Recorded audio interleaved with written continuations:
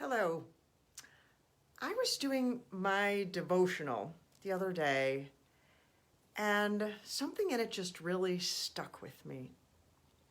They had asked a guy a question who was a sheriff, a gentleman who was a sheriff, asked him how he held it together, how he stayed calm, dealing with people who were breaking the law and stuff like that. How did he deal with that? And what he said was really profound. And I've been thinking about it now for a couple of days. He said, well, we're just human beings dealing with human beings in crisis.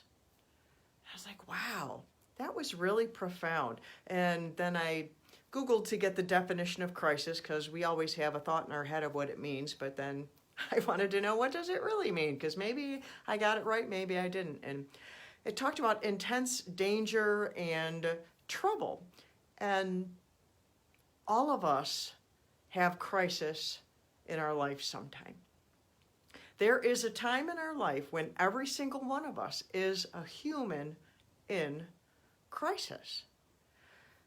And we need people who will give us what we need when we're in that crisis, like that sheriff in that devotional. He was calm. But it elaborated on something that more tangible than that we could grab a hold of. And I wanted to share two things that we can own in our life and practice in our life and try to give to other people all the time, because when we're in crisis, we want people to give this to us. And those two things are kindness and grace. Because when we are in crisis, we are freaking out. Whether we're freaking out silently and nobody can tell because we're doing a really great job of shoving it down really far, or maybe we are acting out because we just can't deal. Well, we need someone who will be kind to us and who will give us grace. And I was thinking about, over the last couple of years, with all that's happened in our world, and the great what's it called? The great departure from work. It was a different name than that.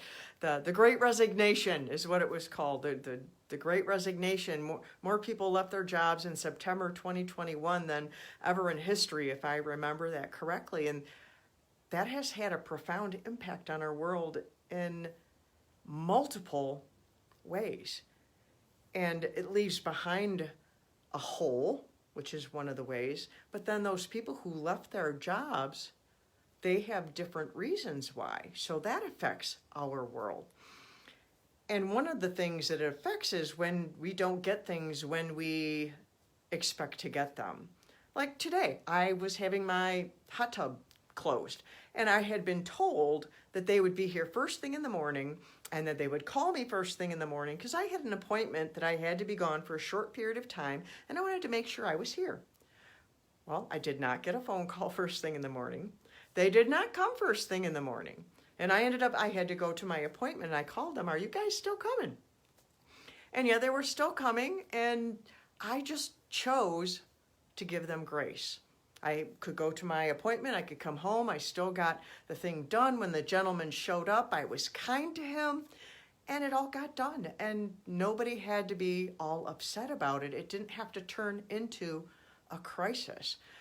And there's other situations that occur where you be driving down the road, and maybe the person in front of us is driving really slow and we're in a hurry, and that creates a crisis inside of us. And so we have to practice kindness and grace, give them grace. Maybe we find a way to go around them. But if we get all upset inside and we feed that crisis instead of feeding the kindness and the grace, it makes our problem worse. And so if we would practice kindness and grace with others, then we can expect that. It's like planting seeds in a garden. It's called sowing and reaping. If we plant the kindness and the grace, then we can expect that. Some people call that karma. Call it whatever you want. But it works. It's what we give out is what we receive. And sometimes we can't give out that kindness and grace because we haven't received it. And so that's what I want to bring up to you, my book, Because You Matter. It has a chapter in it called Own Your Grace. And it would be worth it to get the book just for that one chapter if that's what you need to own grace for yourself, because you deserve grace. God has grace for you. And when we receive that grace from God for ourselves, then it empowers us to give grace to other people. And God has kindness for us. And when we receive that kindness, it empowers us to give kindness to others. So I wanted to encourage you with that. As we are going into the winter and the holidays and all that, we're going to have lots of opportunities where we're going to need to give grace. We're going to probably have lots of opportunities where we're going to need that grace. We're going to need that kindness and grace because maybe we lost our cool. We freaked out. We're the one freaking out. We're the one in crisis, and we need someone to be kind and gracious to us. And so I want to encourage you to practice kindness and graciousness to others. And when you need it from others, if you're able, speak up. And if you don't know how to receive it, get a copy of my book, Because You Matter, and learn how to receive that kindness and grace so that you can create that flow. So it's you receive it in and you can give it out. You receive it in and you can give it out, because that brings joy to our lives when we can live in that cycle of love and kindness, and when we are comforted and we are receiving kindness and grace when we need it, when we're in crisis.